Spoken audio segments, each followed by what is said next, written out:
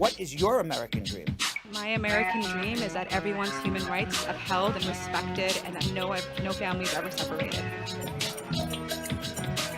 My American dream is an America where everyone is treated with dignity and can reach their fullest potential and feel safe and loved.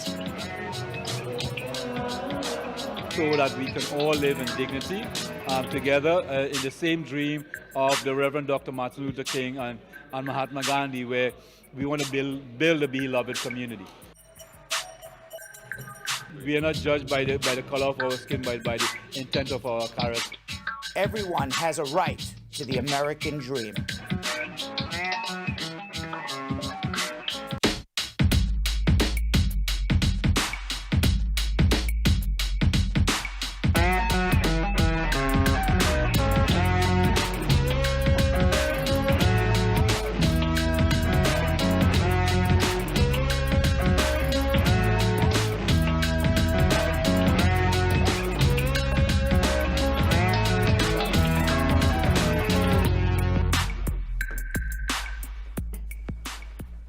Welcome, everybody. It is Monday, August 23rd. We had a few days off. I was down in Atlanta, Georgia, taking my daughter to Emory for college. Nice. She is in the dorm room.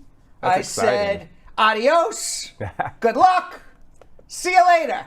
You did. And I came back to an empty home. Aww. Aww. Aww. Aww. Aww. They're all grown up. All grown. My babies are all grown up and out of the house. Right. They're just out of the house, but not out of your account. They're not out of the account. That they part. are very good, but they are out of the house. That part. They got to go get themselves a job, and then maybe they'll be out of the account, right? Right now is room. You're 100% right.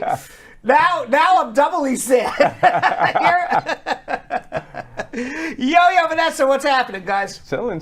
I'm over here just, happy to be here. Okay, very good. Yes. All right, let's say hello to... Nesquik, what were you saying? What were you saying? Oh, Nesquik was saying something. It's Monday. I'm just excited. Yes, it's fuzzy, and it's a fuzzy day. Let's say hello to the squad. I saw something very trifling in the comments. Our squaddie, Cordella Douglas, is in the hospital. She's watching from the hospital, so we all send her our love and hope she is feeling better soon and out. Absolutely. So please feel better and get out of that hospital, yes, Cordella. We all please. love you and want you back in your home watching us from home, yes. not from the hospital. Let's say hello to Asila Enotz. Squad up. Doreen Dappa, squad up. How are you?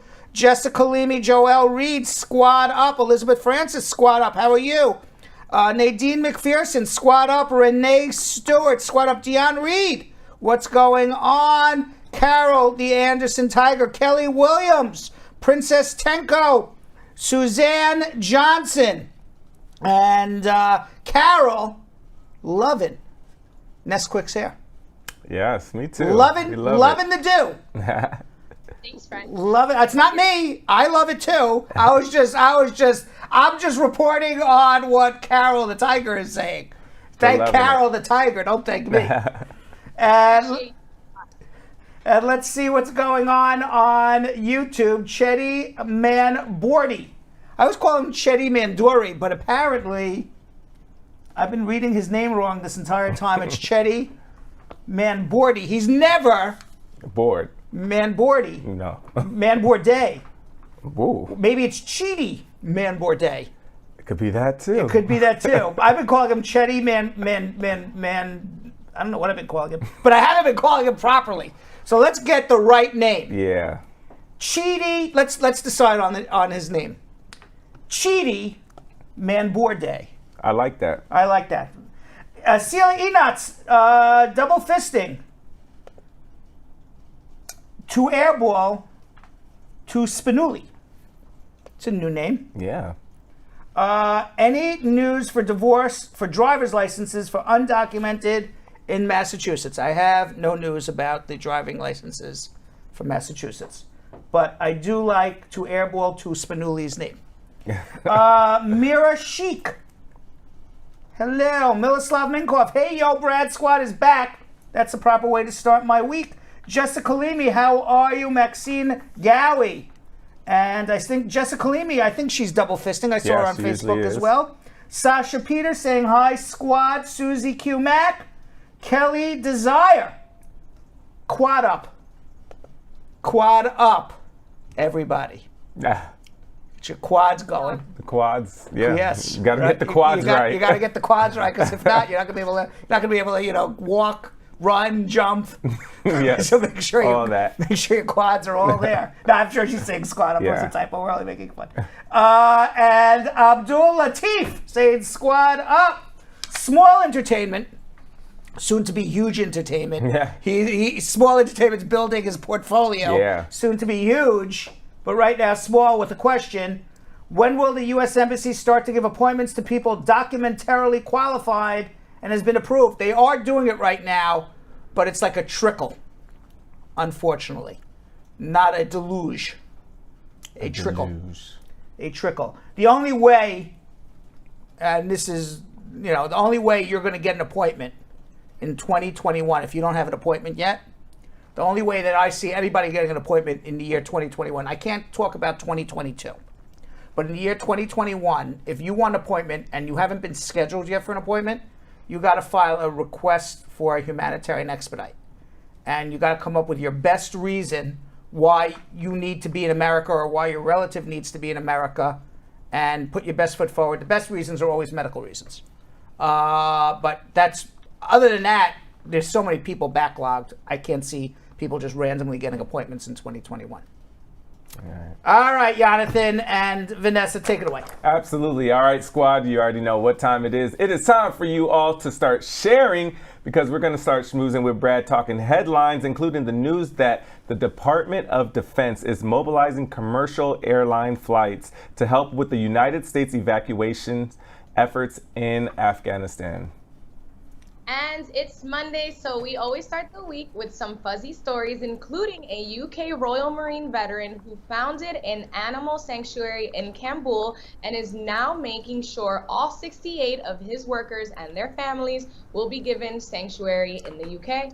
And after schmooze and fuzzy stories, because it is Fuzzy Monday, you can give us a call and we'll try to answer your immigration questions. 1-800-529-5465 international. You can call us from all over the world. We're live.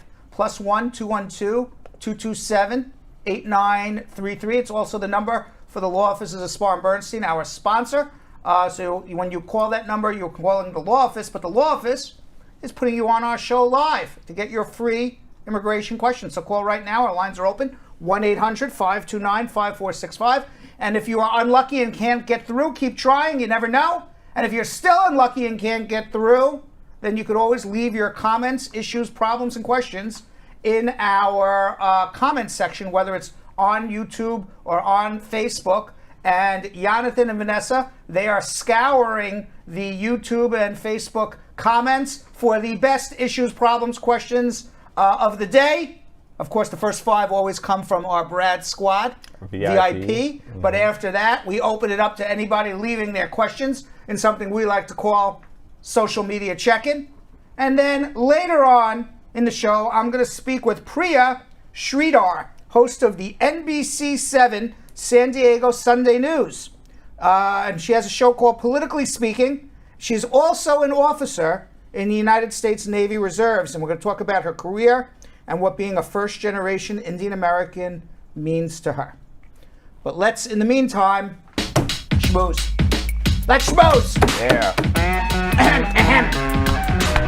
I didn't get a chance to stretch my quads before Right. to schmooze. All right, so the Department of Defense is mobilizing commercial airline flights, just like Vanessa mentioned. No, I'm sorry, Jonathan mentioned that, to help with the United States evacuation efforts. They're taking 3 planes from American Airlines, 3 from Atlas Air. What's Atlas Air? I never heard of Atlas Air. Maybe they don't do passengers. Maybe they do commercial.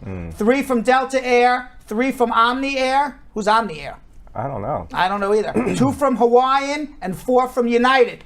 Now, these planes are not going to fly into Kabul. They're not military planes. They're going to go to third countries and then fly people out from third countries. So, in other words, when you fly out of Kabul now, whether you're an American or you are an Afghan escaping the violence in Afghanistan, you have a connecting flight. That's basically it now. You don't get to fly. You don't get to fly direct to your final destination. Oh, wow. So you're going to fly. They're going to do short trips out of Kabul because they want to use the military planes to get as many people out. So it obviously makes sense to do shorter military flights and then let the U.S. commercial airlines fly Americans and then fly Afghans who are escaping to other countries, whether it's the United States or some other third party waypoint. But that way the American military doesn't have to fly across the Atlantic and back. That way they'll get more flights out of Afghanistan. They're actually activating 18 commercial flights. So it's going to be 18 flights from third countries. So obviously they believe that the U.S. military is going to be able to airlift at least 18 U.S. military flights out of Kabul every day to get people onto these American airline flights. That's going to probably be a flight per hour, if you think about it. Right. It's especially with trying to figure out who to get on the plane, and with all the craziness that's going on there. That's a lot. Now, this is the third time in the history of the United States that this program where they bring American commercial airlines to help the military has ever been used. It was also used as part of Operation Desert Shield and Storm and Operation Iraqi Freedom, which was the Persian Gulf War I and Persian Gulf War II. And that was used to bring American troops to the front lines of the battlefield. They would bring the flights to third countries, and then the military would fly them in much quicker flights from that third particular country, neighboring, I guess, Iraq or Saudi Arabia, wherever they were flying into. The point being is that the U.S. commercial airlines are never in danger because they're in safe airspace, and the military obviously is in the more non-secure airspace. Meanwhile, thousands are still crowding the airport in Kabul, hoping to be evacuated to safety. 7 Afghans were reportedly crushed to death on Saturday when trying to get into the airport gates, including a 2-year-old, daughter of a former interpreter. Families are being separated. There's a video that's going around of a baby being hoisted over the razor wire to a U.S. Marine. Did you see that? Oh, my gosh. Yeah. On Sunday, President Biden said the U.S. military has already evacuated nearly 28,000 people from Kabul since August 14th, and the military has expanded the secure perimeter around the airport. It looks like the U.S. troops will not be leaving as of August 31st.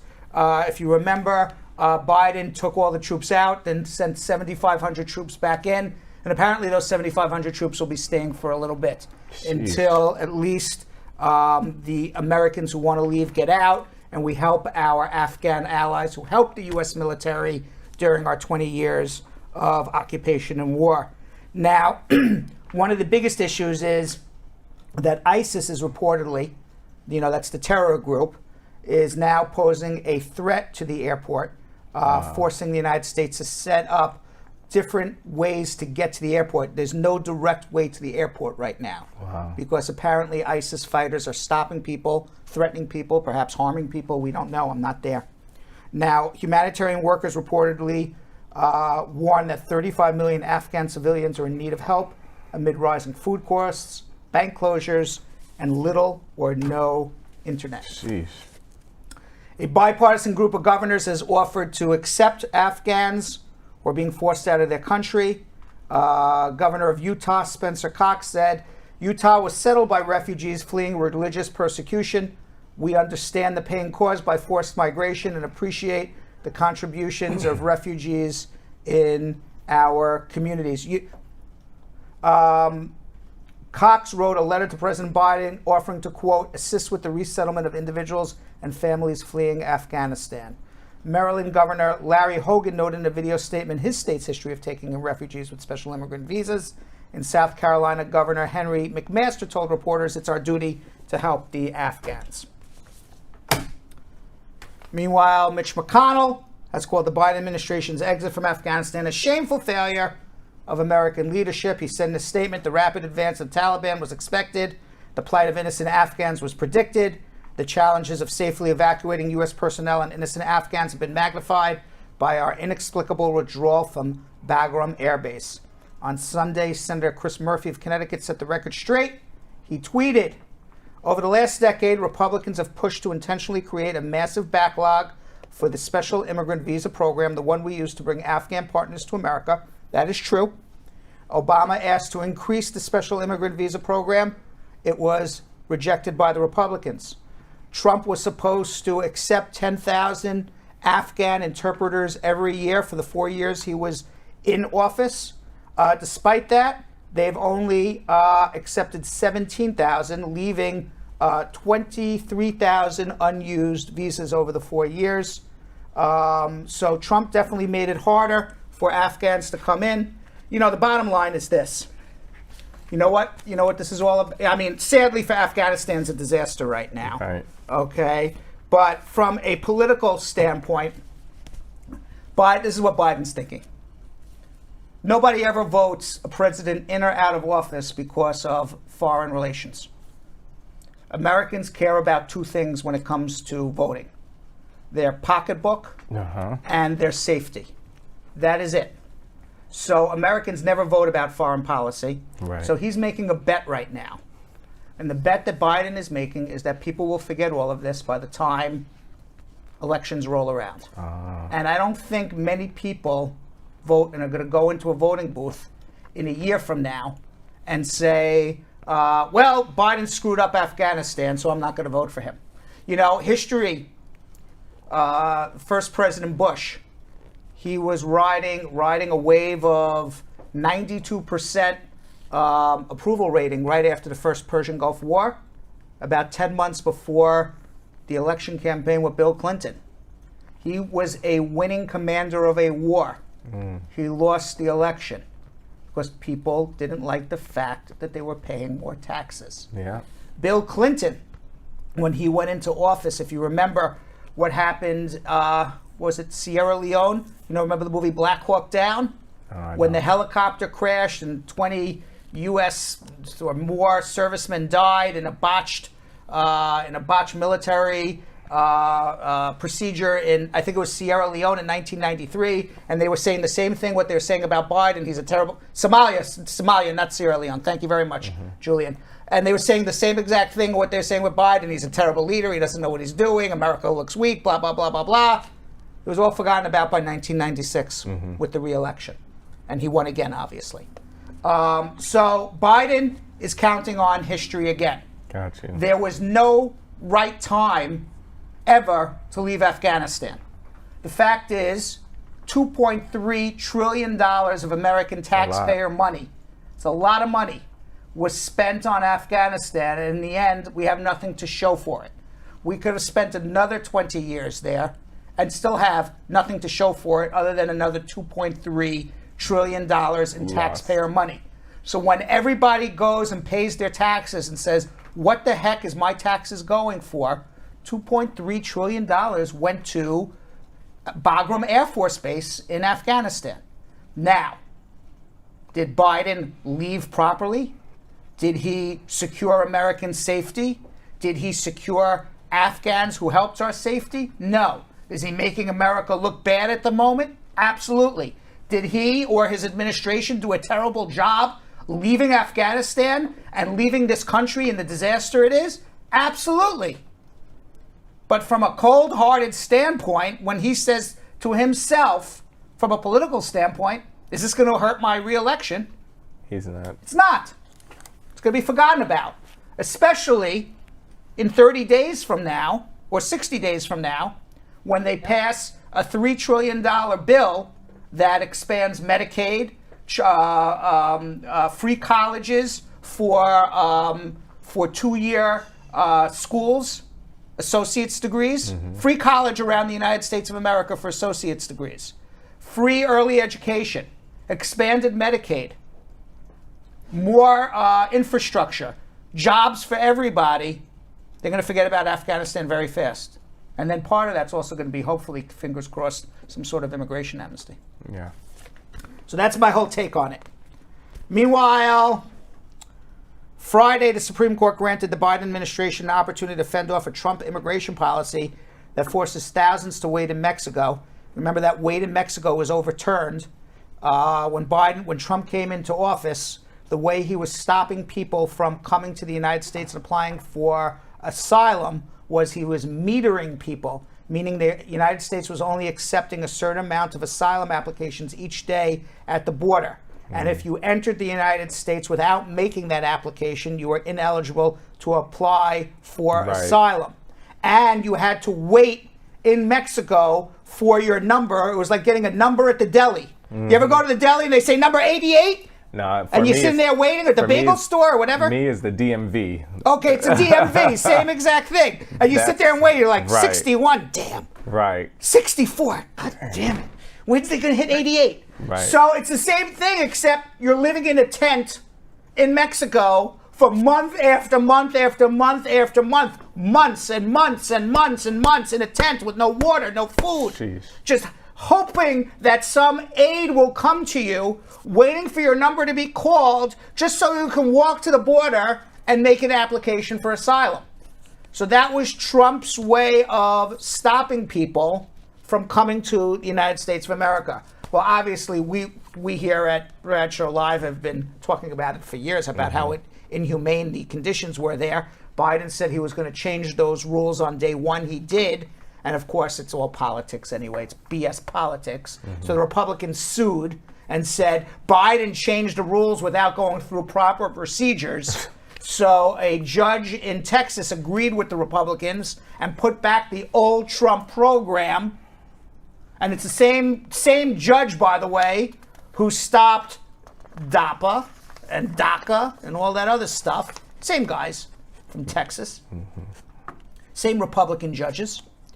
So the Supreme Court today ruled that Biden administration can continue to use their Friday night to use their current policy of accepting immigrants at the border, paroling them into the United States of America, to allow them to see an immigration judge to appear for an asylum interview. That policy is going to stay in effect until the Supreme Court makes a final decision on this, maybe in a year or so from now. It's got to go through various court proceedings up until that point. Biden administration, their position is, we're the president, we can change the rules any way we want. And of course, he can, as long as they do follow proper procedure. So we'll see what happens there. Meanwhile, very fancy hurricane, tropical Henri. I was calling it Tropical Storm and Hurricane Henry. Nope. But nope. Henri. Sounds French. That's very great. French. That's what we were calling it here too. Very That's what they call it down there? Yeah, very. That's how we read it here. I mean, that's my boyfriend's name, so then we just started saying that. Saying what? Henry or Henri? Not Henri. No, he's a Henry. It's Henry, right. Right, but as soon as you start saying it in French, does it? Henri. It's Henri. I'm not even saying it right. Henri. Okay. Fancy. Yes, but as soon as you start saying it in French, it becomes very fancy, doesn't it? Yeah. Right. You guys are still drowning up there, though. Right. It's amazing. If you say, I'd like a baguette, you're like, ooh, that sounds good. I'd like a piece of bread. I don't need the carbs. Yeah. You know? It's the same exact thing, right? Right. Well, I was going to say I'll say that for Hump Day. Yeah, let's do that. I was going to say something else sounds much fancier in French than. Meanwhile, Hurricane Henri. Hurricane Henri weakened from a Category 1 to a tropical storm. I want you to know, I came back. I thought, the news was making like the world was coming to an end. I was in Atlanta. So I quickly switched my flight to Saturday night instead of, I was coming back on Sunday. Saturday night was pretty bad. It was pretty bad. I mean, we circled around Washington, D.C. for an hour. Yikes. I thought maybe they were going to reroute us to Detroit. I had no idea. And then finally we landed at LaGuardia, and LaGuardia was a ghost town. I was the only one there. Yikes. Other than the people who walked off the plane with me. And then I walked into, basically it was cats, dogs, cows, everything was raining on my head. You know? But 1.94 inches of rainfall fell in Central Park. The We Love New York City, the homecoming concert, had to be canceled halfway in the middle. And then there's been some other bad weather events on Saturday in Humphreys County in Middle Tennessee. Local officials said that at least 21 people are confirmed dead. 20 others remain missing after severe flash flooding was there as well. Seems to me weather's getting crazier and crazier, Yeah. Vanessa.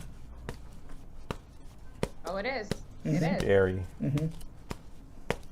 Tropical storm Henri, Henri. not Henry. No. The French. Just had to make sure that we were pronouncing it properly. We are. All right, and in vaccine news, the U.S. Food and Drug Administration granted full approval of the Pfizer COVID vaccine for people aged 16 and older today. They've been saying, wait till you get full approval. Everybody's now going to race.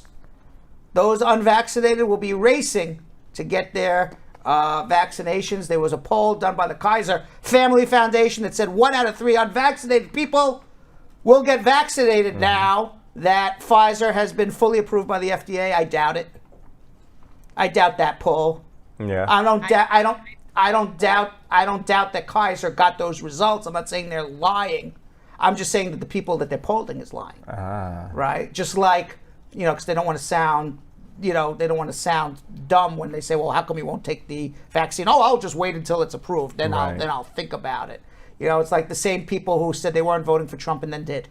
Right? Remember all the Right. polls said Hillary was winning? Yeah. And then all of a sudden they went in and they're like, I was embarrassed to say I was voting for Trump, and then they voted for Trump. Same situation here. But you know what's going to happen? What? They're going to start mandating vaccines at your workplace. That's what's going to happen. You couldn't mandate vaccinations at a workplace until the vaccine became fully authorized by the FDA. It was being done under emergency use authorization. So legally you couldn't say you must be vaccinated. Or at least you could say you legally could be vaccinated, but you didn't have as much to stand on as you do now. So that now within hours of the Pfizer being fully approved by the FDA as safe and a useful vaccine, if you are in the military, you must be vaccinated. If you work in the New York City school systems, you must be vaccinated. Mississippi State Department, who else has to be vaccinated? There's a whole group. I don't know where my list is, but there's a whole group somewhere. Lots of governments, like the Louisiana state government, you must be vaccinated. We'll get you the whole list. I'm sure there'll be more people coming in with that soon. Meanwhile, you see Reverend Jesse Jackson and his wife Have COVID. and they're not well to begin with. Right. But supposedly they are doing better now. I hope they are out of the hospital soon. I'm sure they're getting treatment, so I'm sure the treatment they're getting is similar to what Trump got, the remdesivir, which is if you get the remdesivir supposedly within several days of being found positive for COVID, it is a worthwhile treatment to get. They have a lot more remdesivir now than they did even 3 months ago. I went to when I had COVID, I went to 2 hospitals to try to get it, and they wouldn't give it to me. Nope. And they said, get out. You and your COVID, get out of my hospital. We're not giving you this. That's wild. How about Bullet 10? Meanwhile, on Saturday, the FDA, yes, it's Fuzzy Monday. Did you see this? What? FDA had to put out a statement telling people that ivermectin, an anti-parasitic drug usually used for livestock, should not be used to treat COVID.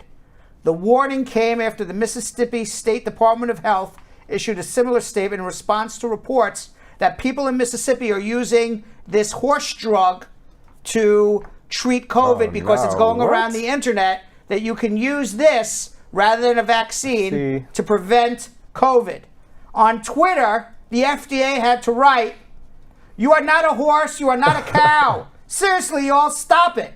Stop taking large doses of this drug. It's dangerous and can cause harm." Are you kidding me? Why? Somebody would take a horse drug and not just take the Pfizer vaccine? This is so backwards. People are so that backwards. is just, come on, yo-yo. Not that being the fuzzy Come on, that's not fuzzy. Come on, Vanessa. That's not fuzzy. That's ridiculous. All right. Let's get to some Fuzzy Monday. Let's do it.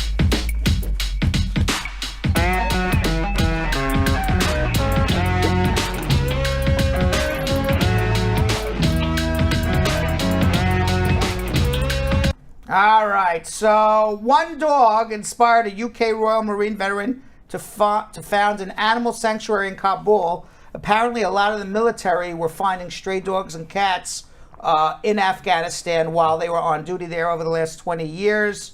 It was set up 15 years ago to help to increase awareness of animal welfare in the country and to rescue stray dogs and abused donkeys.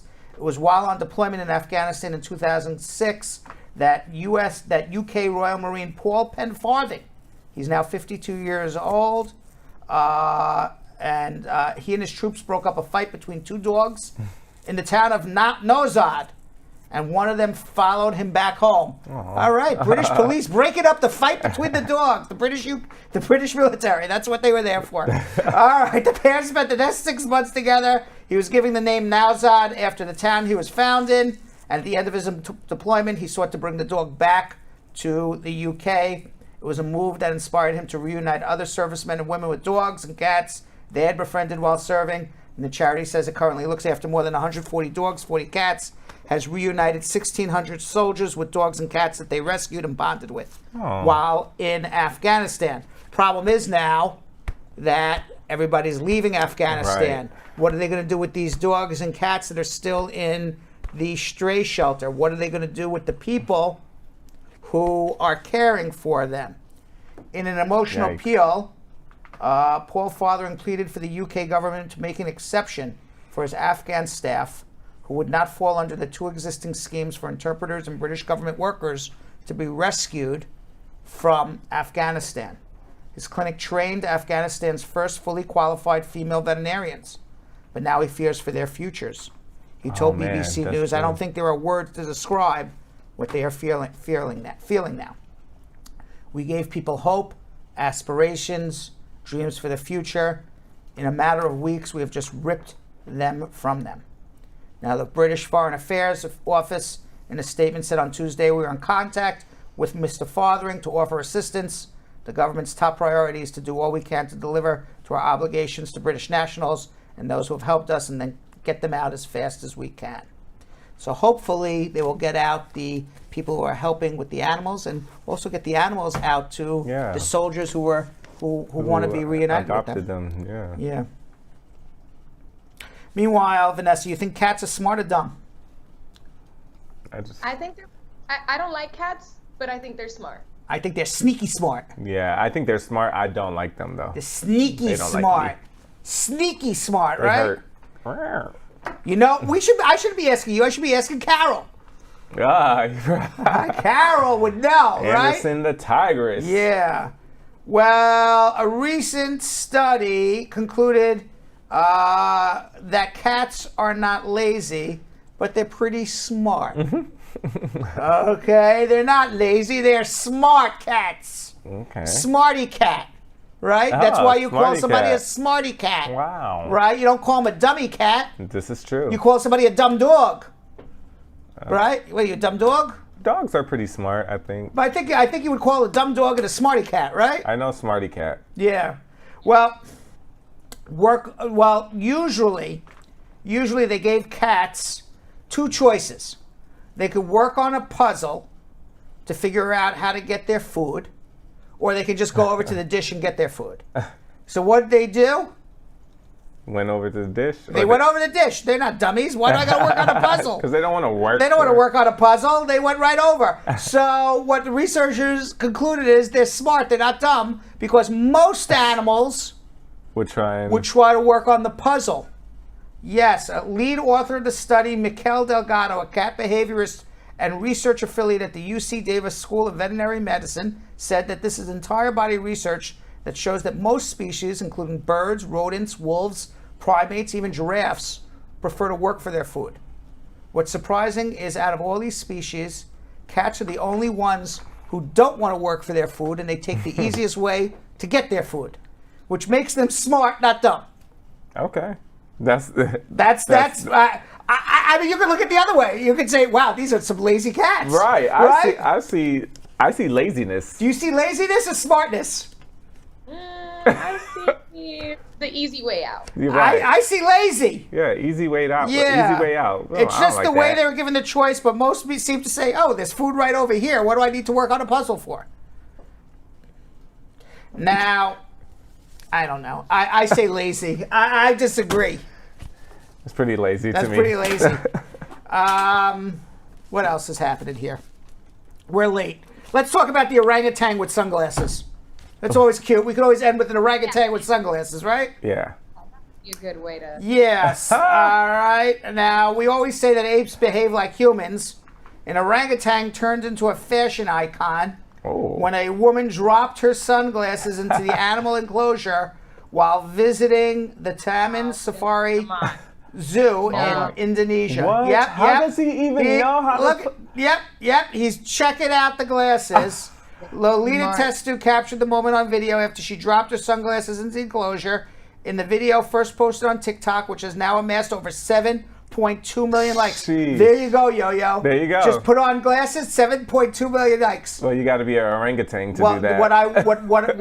I just won't. I can do that. Oh, he threw it. Yeah. He threw it back. Right. I can do that. Just don't shave, wax, or anything for like a year. Go topless, put on sunglasses. The orangutan. Nobody would know the difference. The orangutan walks around the enclosure with her child sporting the stylish sunglasses. This is fantastic That is stuff. so funny. As the orangutan flicks away her baby, who tries to take them off her face. Tetsu said the orangutan hung her sunglasses for about 15 minutes before zookeepers prompted her to throw them back in exchange for a leafy treat. Unfortunately, when he threw them back, the glasses broke. That is so funny. Would you put on those glasses anyway? After? Yeah. After the orangutan had it for 15 minutes? I would try to sell it. I'd have you to can sell everything online. I'd have to disinfect those. I would try to sell it. The Somebody's gonna orangutan buy it. sunglasses. Yeah, that somebody's going to buy it. Yes. If they buy air. Well, yeah, so that would be like the start of bartering up to get a house. That part. Right? Right, you bought $50 sunglasses, you sold them for $1,000. There you go. Right? And then you go from there. There you go. Right? Absolutely. But I would barter to get something else. Yeah, you would have to if you're going to try to barter to get a house. I would.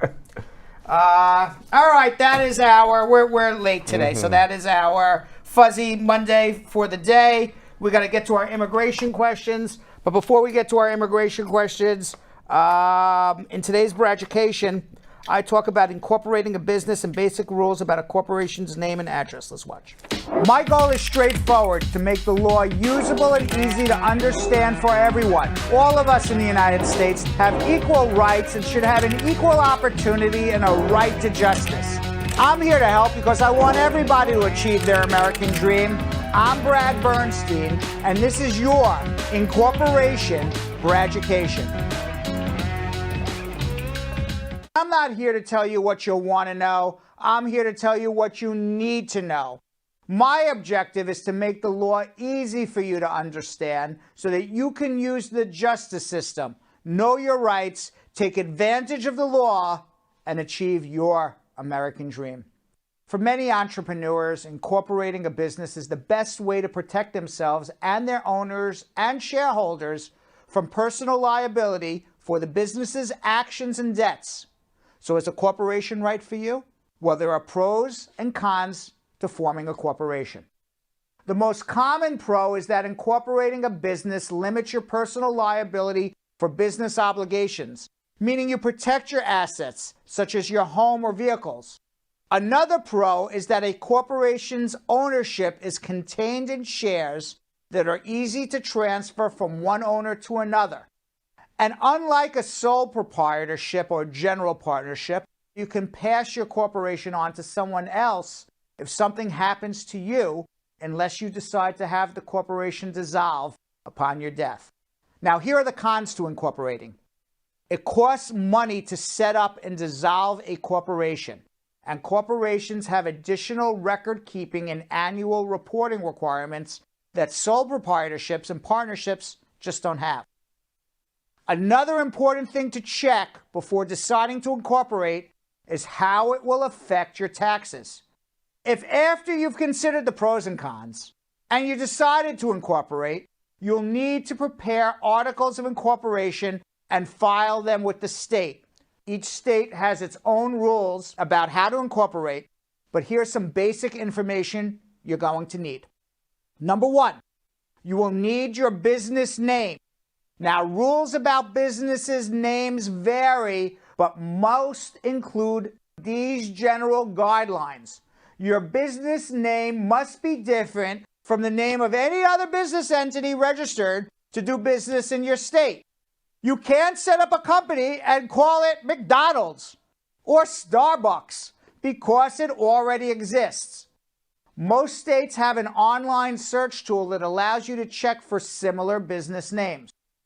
There are also restrictions on certain words in a business name, such as obscene words. So you can't call yourself the none of your f***ing business incorporated. You also cannot use the word bank in your business name, unless, of course, you're a financial institution. And your business name must end with incorporated, company, corporation, or an abbreviation of one of those words.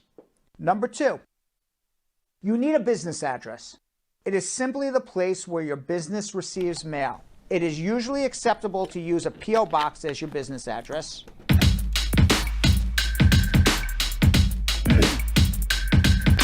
All right, Greg, you ready for us? We're going to be answering your immigration questions. Don't pull a Mohammed on me, Greg.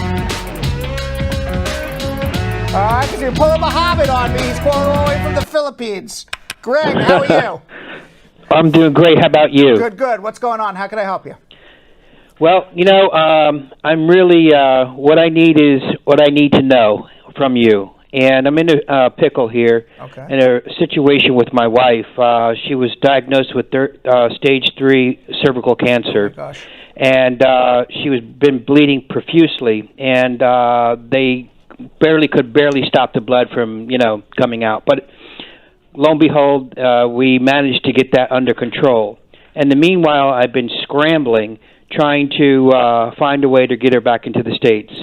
My dilemma is she is a green card holder. We've been over here doing ministry for many years. And not as an excuse, but the bottom line is COVID-19 hit. Her card expired that year, the 19th, so obviously the world wasn't moving. And I feel we're stuck like Chuck, and I hope that's not the case. All right. That's why I'm calling you. Okay, so you need to do two things immediately. First of all, there's something called an SB1 visa. An SB1 visa is a visa that is given to a permanent resident who presumably under the law abandoned their permanent residence, but can prove it was not their intent to abandon their permanent residence because of COVID. They were doing ministry work. They left their family behind back in the United States, or their cars, or their homes, or their property, to show that they still have ties to the United States of America. It was never their intention to abandon their permanent residence and to please give me back my green card. That is what needs to be applied. You apply directly at the U.S. Embassy in the Philippines. Now, the problem is there's COVID. There's probably very few staff there at the U.S. Embassy. So not only do you have to make the SB1 application, but you have to get to somebody at the embassy with a request for a humanitarian expedite, so that way they would accept your application and bring her in front of everybody else because of this severe medical emergency. That is what you need in theory. Now, how do we do this? That's a whole other thing. Okay. Right. The first thing is you gotta make that application, and you gotta get online. Even if your appointment is in 9 months from now, just get an appointment. Once you have that appointment, then you work on expediting to move it up. You submit the medical records, you submit an affidavit, and you get it to the right people at the U.S. Embassy. Obviously, we can help you get it to the right people at the U.S. Embassy. Show that humanitarian situation that's going on here. This is life and death, and get your wife in there much faster. Bravo. The bottom line, it comes down to, indeed, I did put together medical abstracts. Also, I did locate a doctor in America that gave us a letter to give to the United States that is willing to accept her case. And the doctors here echoed the same thing, and they gave me a letter as well to present to the embassy that they're willing to endorse to a doctor in America.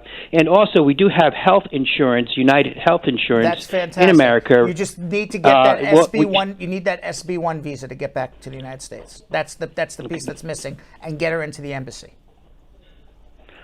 So obviously, I need to go through somebody who knows what they're doing. Right. I stumbled across you. God, is it maybe God sent? The bottom line comes down to your staff told me to get on the show, get some questions answered, and then move forward. Right. Okay. So hold on one second. I think the next thing is consultation. Hold on one second. Okay. Very well. Okay. All right. Let's go to Sam in Tucson, Arizona. Sam.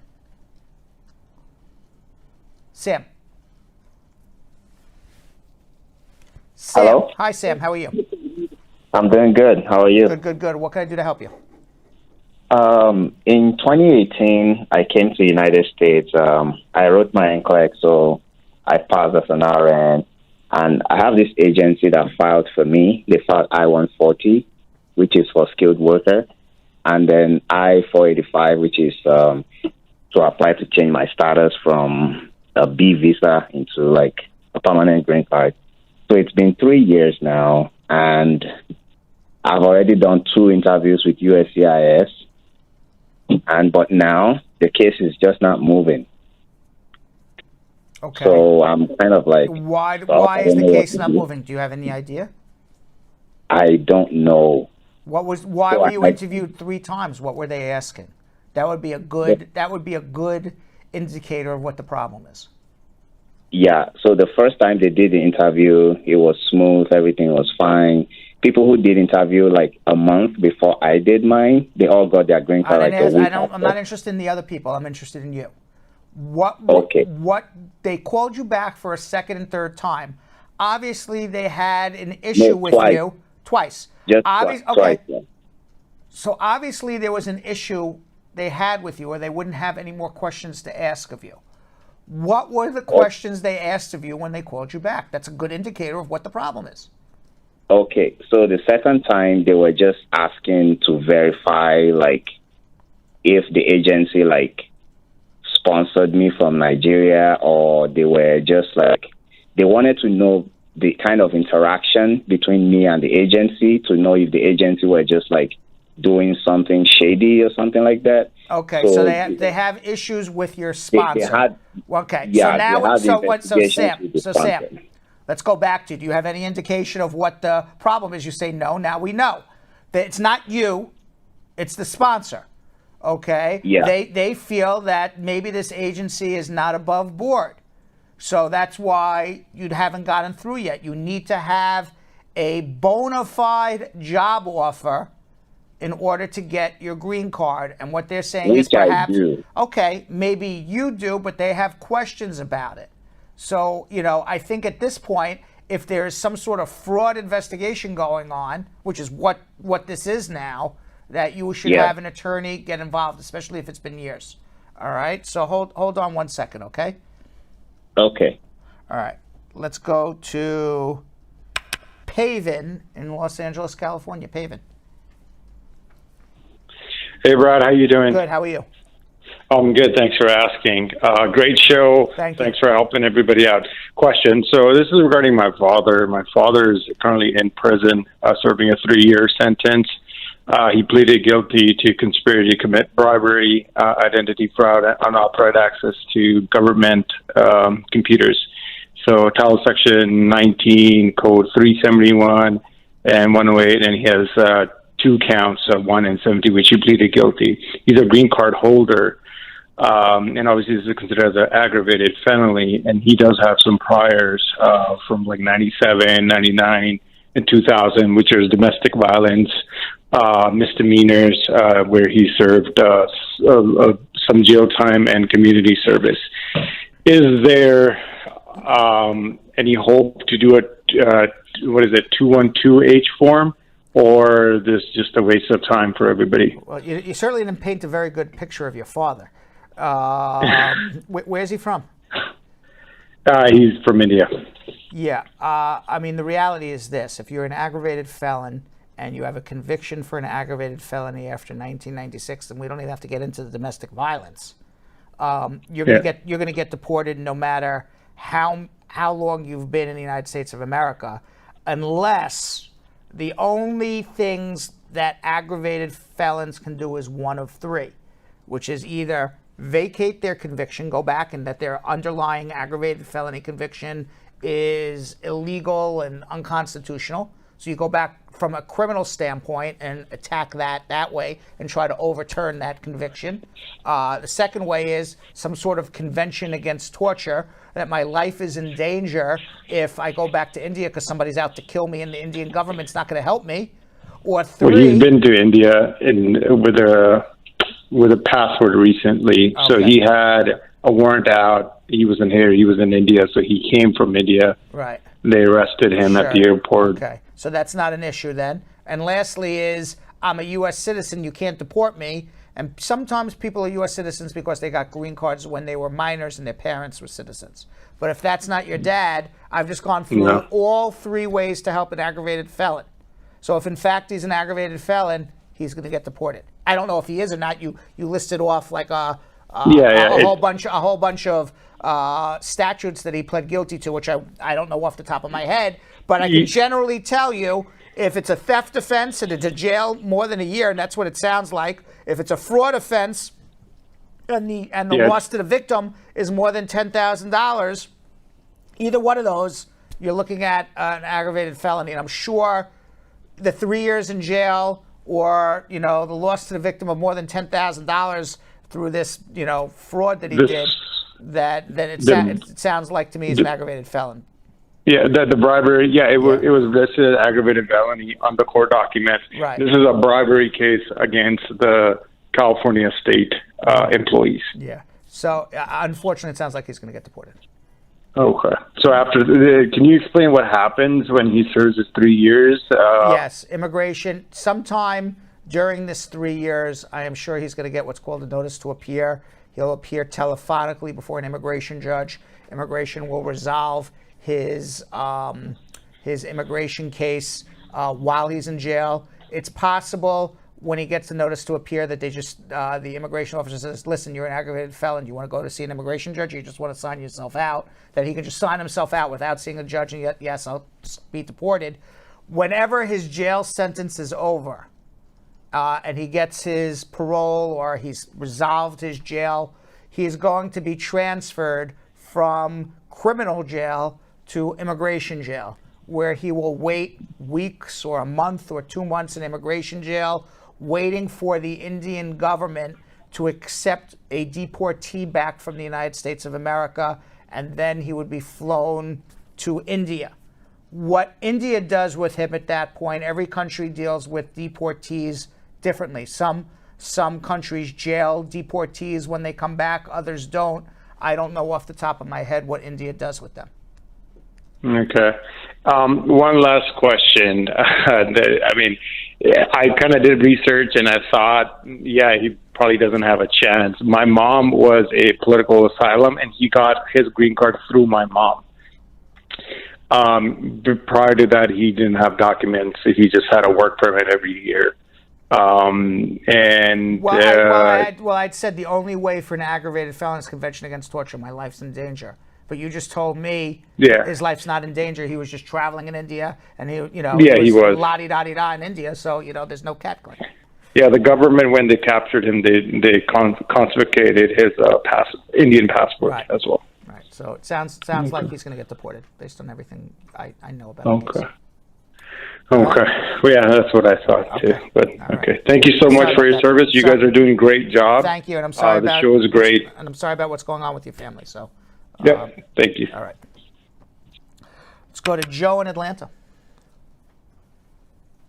Joe. Hey, Brad. Hey, how are you? I'm good, man. Thanks to you and your team for all that you guys do. Thank you so much. So, I got a question about my current immigration situation. I'm immigrant and I'm married to a U.S. citizen, and I currently have 2 pending applications with the USCIS I-130 and F-485. Okay. Now, I've been scheduled for interview twice, but for some reasons I couldn't honor. I had to reschedule. And in the middle, I picked up a medical emergency that has left me visually impaired. Now, the problem that I have is my wife. She's hostile to me because of my condition. She's what to you? She's threatening. She's hostile. She's kind of hostile. Yes. And that's because maybe I have income issues. I can't work anymore. And then she says that she's not going to show up at any immigration interview. Sadly, I currently have a removal proceeding. So I'm confused about what I'm supposed to do at this point. Why are you in removal? Yeah, I got a criminal case sometimes in 2019. At the end of the day, I was discharged and acquitted. And then I have no criminal records. Yes, I was acquitted, Okay, yes. what were you arrested for? For domestic violence. With this woman? No. It was someone else. Okay. But it was a made-up story. The charges were dropped. The judge found that out. The judge found that out, and then I was let go. It was becoming not prosecuted, yes. Okay, so I have two statements for you. Well, I have a question for you first. When did you get married? I got married in 2019. All right, so this domestic violence happened with another woman while you were married? Yes. Okay. All right, so now 3 issues. Okay? Number 1, you said, I don't know why they canceled my appointment twice. Now I know. What? I'm sorry. I said that I rescheduled myself. Oh, you rescheduled it yourself? Yes. Okay. Yes, at the time, the days that I got, I couldn't honor the invitation because I have medical issues, so I rescheduled on medical grounds. Yes, yes. So you have 2 issues. Okay. Number 1 is in this marriage between you and your wife, whether we're going to do a vow or an abuse case, you guys are going to stay together and she's going to adjust your status. There's an issue of the bona fides of your current marriage to this woman. Because why are you getting in a domestic violence?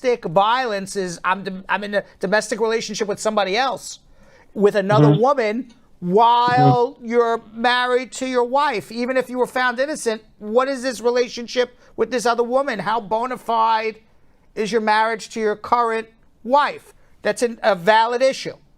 And second issue now is, okay, are you going to move forward on a VAWA claim? That you're being physically and abused and or emotionally abused to an extreme level? Are you and your wife going to get together? That you got to figure out like now because you're in removal.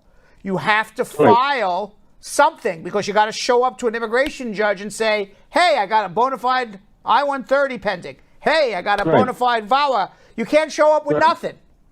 So that's the second issue. Okay. I'm sorry about your medical condition. Thank you. But those are your issues from a legal point of view. Sounds like you need help. Hold on 1 second, okay? Okay.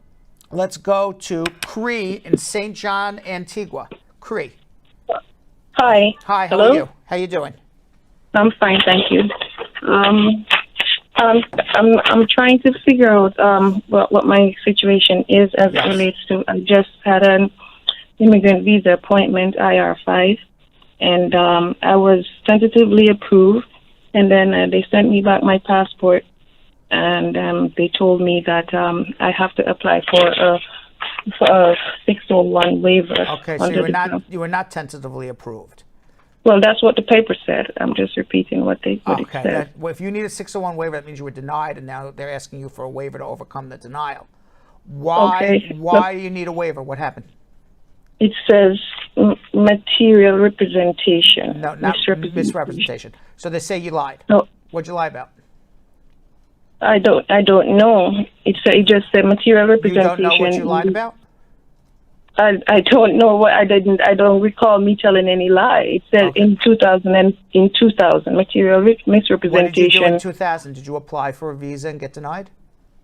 No, I had overstayed, and then I was denied entry. when I was returning. Okay, when you returned and denied entry, did you backstamp your passport? If I backstamped my passport? Yeah. I did not. Okay. What did you say at the airport after you overstayed your time and came back to the United States?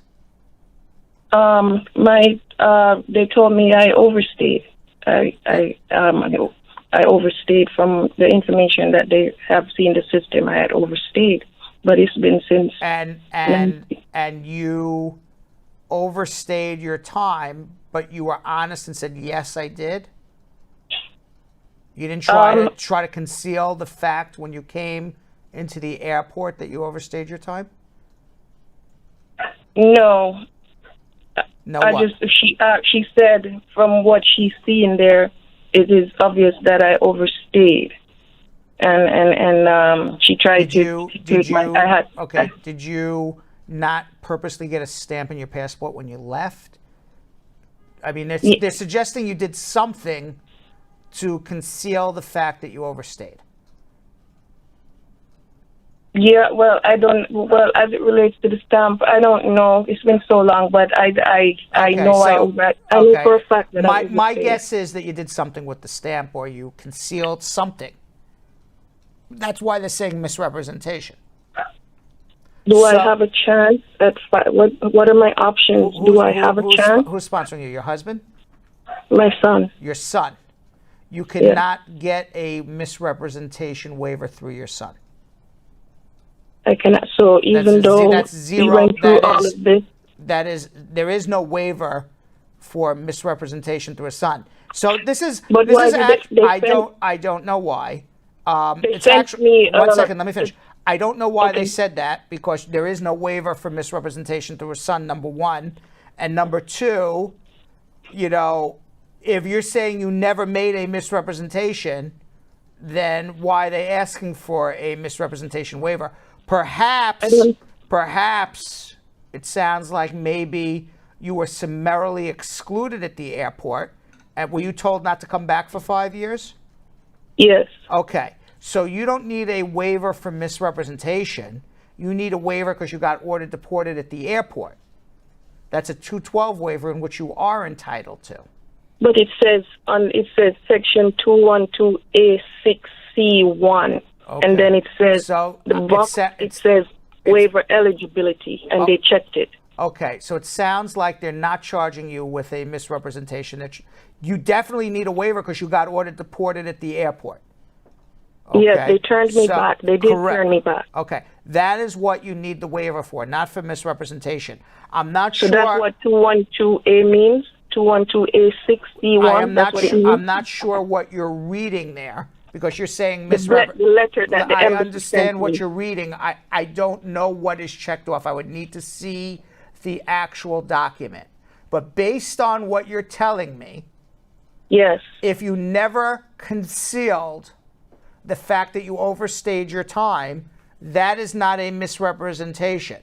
But if you got stopped at the airport and sent back, you had a 5-year summary inadmissibility, which means you can't return for 5 years, and after that you need a waiver to return.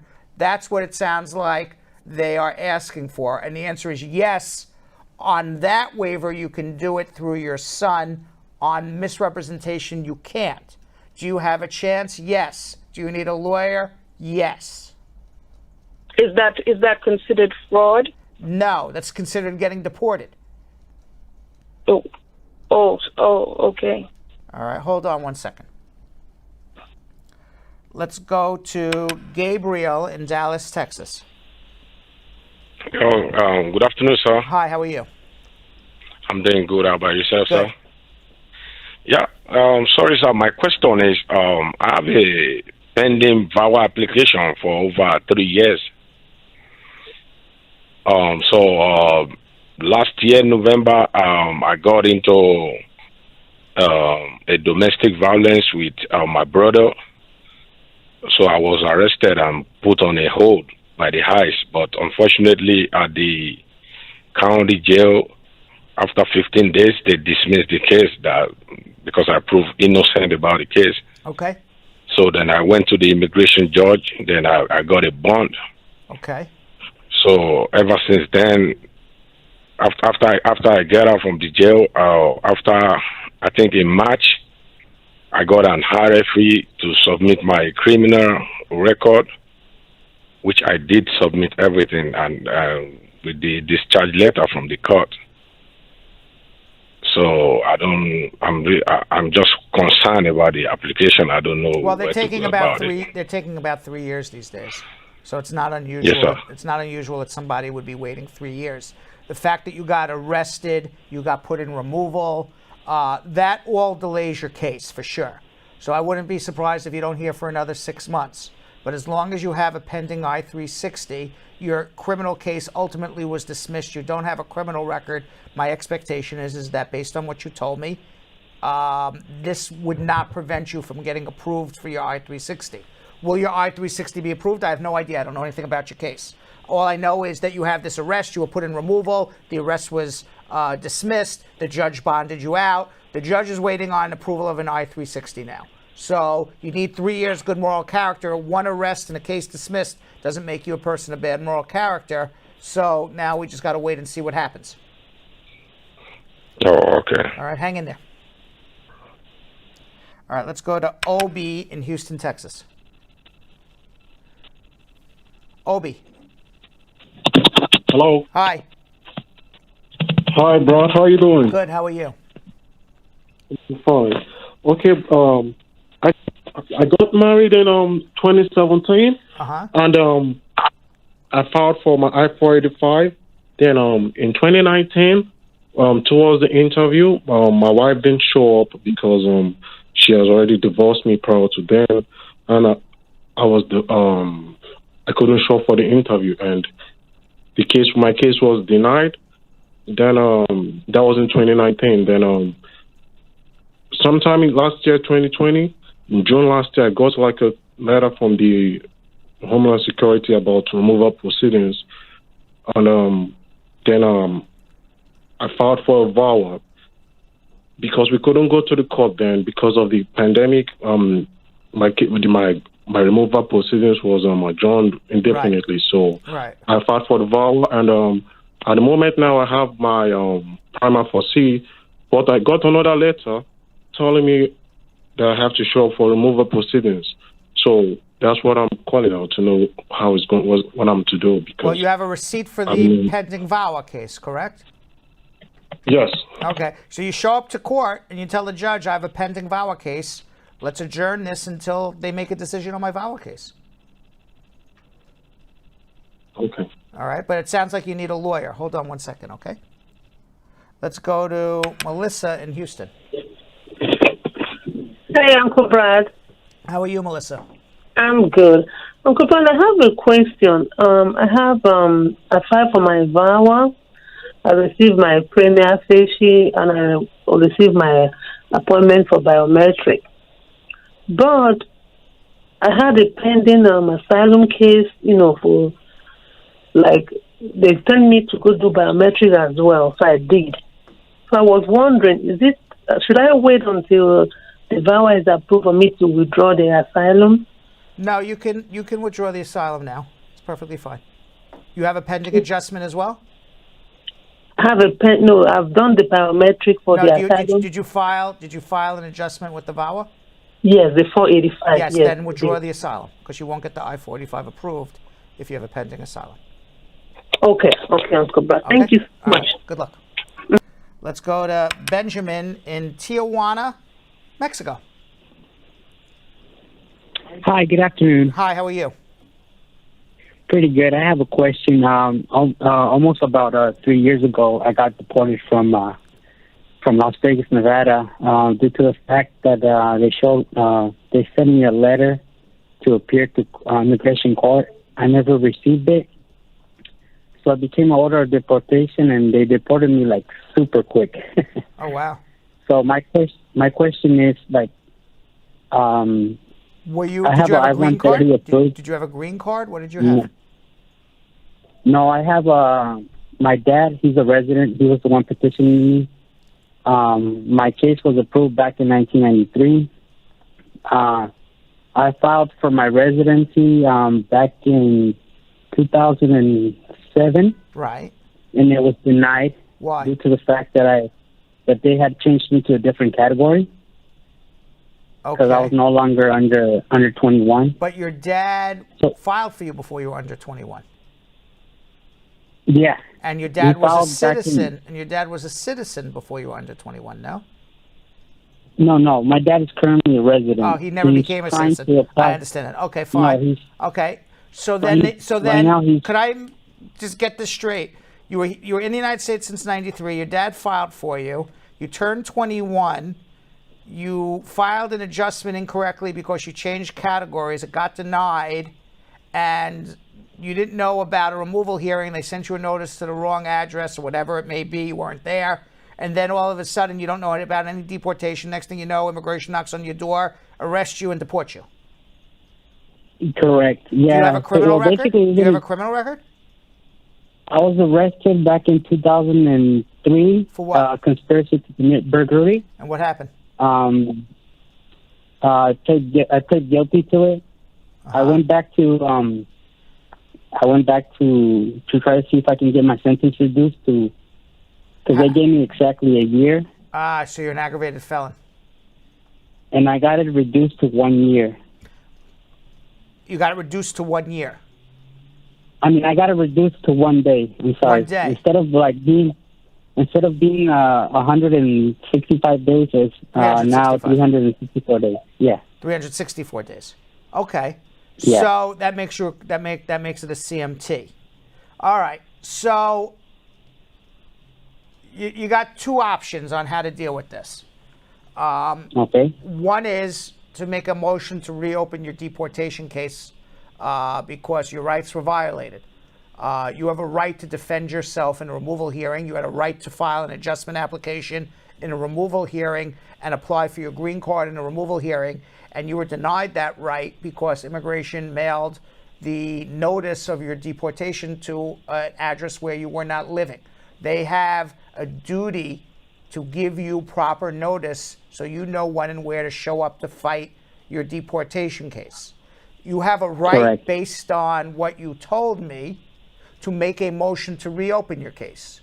Whether it gets granted or not, we have to look at your entire file and see where they mailed it, what you did, blah, blah, blah. But assuming, on its face, you certainly have a right to reopen your deportation case for improper service. It's a violation of your constitutional rights, due process rights, to have a fair hearing to defend yourself.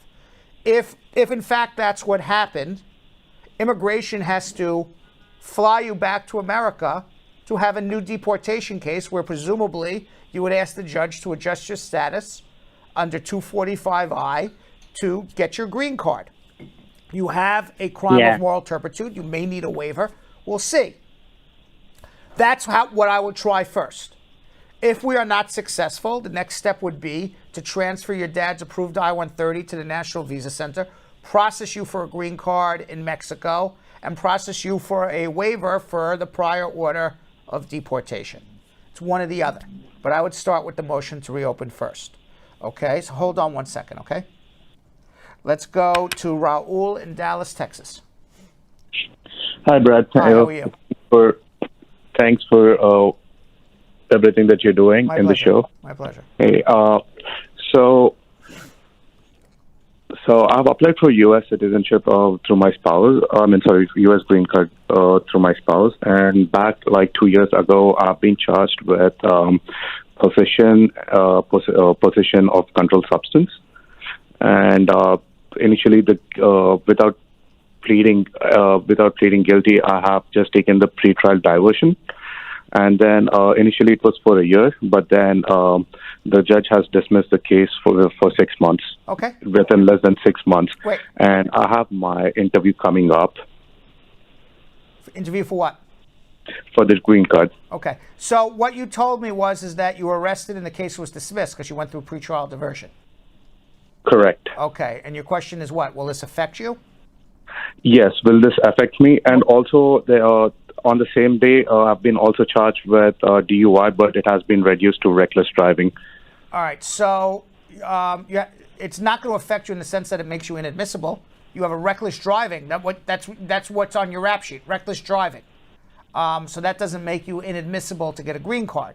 You still have to prove, in order to adjust your status, besides the fact that you're admissible to the United States, you still have to prove good moral character, that you're a decent human being. I have always argued since the beginning of time that one bad day doesn't make you a bad person. So you had a bad day, doesn't make you a bad person. Correct. That's my answer. Thanks. All right. Thanks. Okay. All right, good luck. Let's go to Sam in Sacramento, California. Hi, Mr. Brad. Hi, how are you? Hey, sir. Hi, how are you doing today? Good. Yeah, I have a quick question. I filed for a removal of condition on my green card sometime September last year. And then when I filed, I was actually at the verge of my divorce was, finalizing. And I came in through 2 years green card. So I got the divorce finalized and everything, and I put in the paperwork.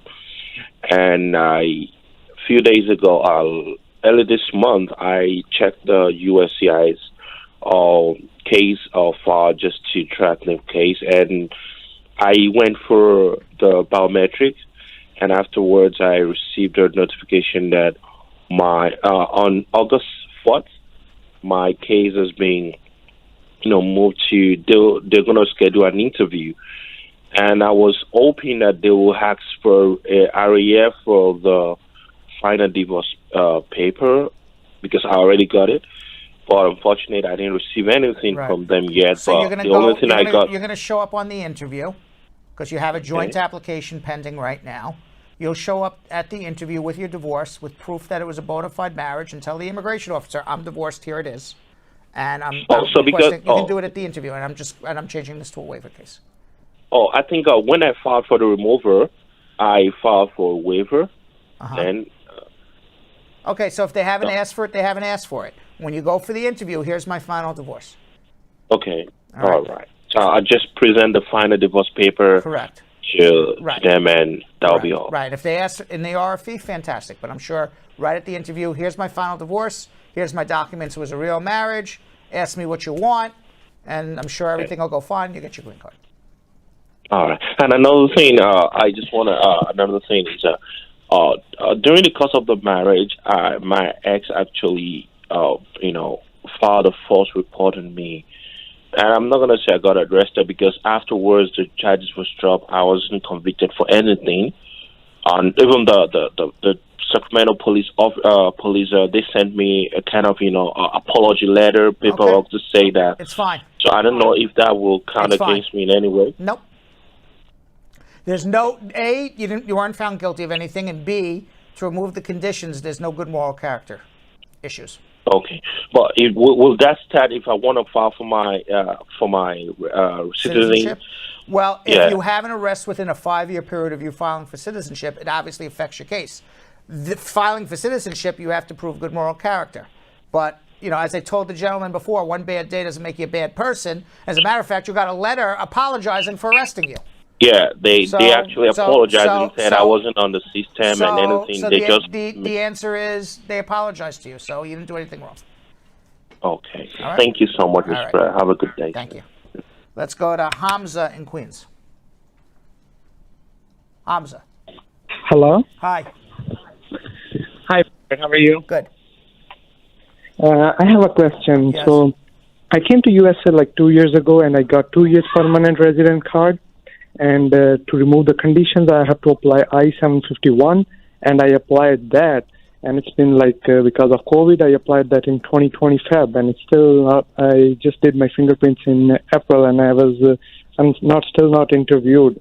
Yeah, it's Can taking I over apply 2 for years. citizen? Yes, if you're at the 3-year mark, yes. And because I still have not received my 10 years card, so I was just curious. The answer is yes. If you're at the 3-year mark of your conditional green card, the answer is yes. Okay, and I had my fingerprints in April, and I'm still waiting for my interview. I said it's taking over. I'm just curious. It's taking over how 2 long years. It's gonna take. I told you that too. It's taking over 2 years. How long it will take to I've get now me told you the again the fingerprint? third time. 2 years to get your interview for I-751. No, I'm saying about my interview. How long it will take me to call up for the Magic interview? 8 ball. Magic 8 Ball. I've told this man it's going to take 2 years for an interview, but he keeps asking me the same question. Am I mistaking on what he's asking me? And one more question. Says concentrate and ask again. All right. Ask me your question one more time. No, I didn't even answer this last one. What is your question? I'm concentrating. So, for my I-751, I had my fingerprints done on April 2nd, and they said your case is ready to schedule for interview, and I have not received my interview letter. Any idea how long it will take? 2 years? No, to remove the conditions. How long it will take me to get interview letter? Magic 8 Ball. The man has asked me 75 different ways how long it will take to get him an interview to remove the conditions of his permanent residence. I've answered 2 years, but he doesn't seem to get it. Am I not getting it? Magic 8 Ball says, what does the Magic 8 Ball say? It says, am I not getting it, Magic 8 Ball? Magic 8 Ball says, without a doubt, I'm not getting it. It's 2 years to remove the conditions. At the 3-year mark, you can file your citizenship. I've answered it 75 different ways now. But without a doubt, I'm not getting it. Magic 8 Ball is so on the mark. Oh, my gosh. Of course, that's the last question. By the way, if you didn't get your There you are! Oh my God, you turned blue! For a second, I thought you were holding your breath for 45 minutes. You were blue in the face! I got a little nervous there too. Woo. Woo. All right. So, by the way, if you didn't get your immigration questions asked and answered by me, you can always follow me at Real Brad Bernstein on Instagram. Drop me a DM. I'll try to answer your question as best as I can. You can also follow us at Brad Show Live for the best 30, 45 seconds of Brad Show Live. Follow us on Instagram at Brad Show Live. And our fastest growing social media platform by far, TikTok. I think we got over 300 new followers just in the last 24 hours, I think, right, Yo-Yo? Yep. Yeah, it's grown by leaps and bounds. We're at 18,000, almost 300 now, I think, in 90 days. 19,000. 19,300 in a little over 90 days, that's quick. Just follow us at Brad Show Live on TikTok. And Yo-Yo. Yep, you guys can follow me at Jonathan Elias TV on Instagram. And you guys can find me at Vanessa Contreras TV. And later in the show, after we check into social media, we're going to meet Priya Sridhar, host of NBC7 San Diego's Sunday news show, Politically Speaking. She's also an officer in the United States Navy Reserve. We're going to talk to her about her career and what it means to her to be a first-generation Indian American. And now, Tiffany Davis, director and co-founder of the Red Hook Art Project in Brooklyn, tells us what she would like to see in immigration reform. Now, you know, we're going to be checking the comments. I want to know what you would like to see as well. What is the #1 change you want to see in U.S. immigration reform? Why are we asking people for documents to get someplace? Why people can't live their own dream? People can't be where they want to be. That's one of the things that I kind of struggle with. I don't understand the paperwork that people need to come to America. It's kind of hard, but I would like to see that this country and other places fight a little harder and have a little sympathy for people, and especially people who have been here for so long and don't know some of the laws. And now they're trapped in this situation that they can't get out of and being separated from families. That makes no sense to me. So I'm a little confused to why those things happen. All right, what do we got on social media check-in? Let's go to it. First one, Akif Virani, Brad Squad VIP member. Another follow-up from Akif from last week about the father's birth certificate. Mm-hmm. We've gotten a couple of this one from Akif. Now, as per reciprocity. Table India, for persons born prior to April 1st, 1970, birth certificates are considered unavailable. My father was born in 1959. Does he still need a non-availability birth certificate if he already has the other secondary documents? Because the Foreign Affairs Manual says it's unavailable. Okay. Whew, that was an easy one. Yeah. Chico Zivadze, another Brad Squad VIP member. I am planning to get remarried to an American citizen. Will New York State recognize my foreign divorce certificate if both spouses were living in the U.S. during the divorce proceeds? The divorce was obtained via proxy. No, you are not legally divorced. Not only will New York State not accept it, but immigration will not accept it. You know, years ago, when I was first a lawyer, a lot of people, I don't know, they would answer ads for Dominican divorce. And you would do a proxy divorce in the Dominican Republic while both parties were in the United States of America. I don't know if that's what he's referring to or another country. And people would literally mail paperwork down, and 20 days later the judge was signing divorce papers. But immigration was never recognizing any of those divorces. So I would assume to this day, immigration's still not going to recognize it, nor will New York State. All right, Eichmann Obina, Brad Squad VIP member. Is it possible to file for my two brothers in Nigeria when I become a U.S. citizen? They're all over 18 years old. Yes, but it's going to be a very long time. Child KM, a Brad Squad VIP member. I am a U.S. citizen. Can I file for my orphan niece in Zambia? What is the procedure? You can start the process of filing for an orphan niece. I assume orphan means no mother, no biological father, no biological mother. You would need to do a pre-adoption here in the United States first before filing an orphan petition. You have to do it through a social worker agency, and we can help you get in touch with one. William Patrick Kamda, Brad Squad VIP member. I'm an asylum seeker waiting for an interview. Can I travel to a country other than my country? Yes. Abiodun Akanbi Adagon on YouTube. My employer is concurrently filing a premium processing form I-140 and form I-485 for me.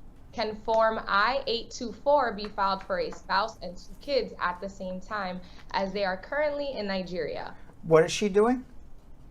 Who's sponsoring The it? employer is filing a premium processing form I-140. No, you would file the I-824 after your adjustment is approved.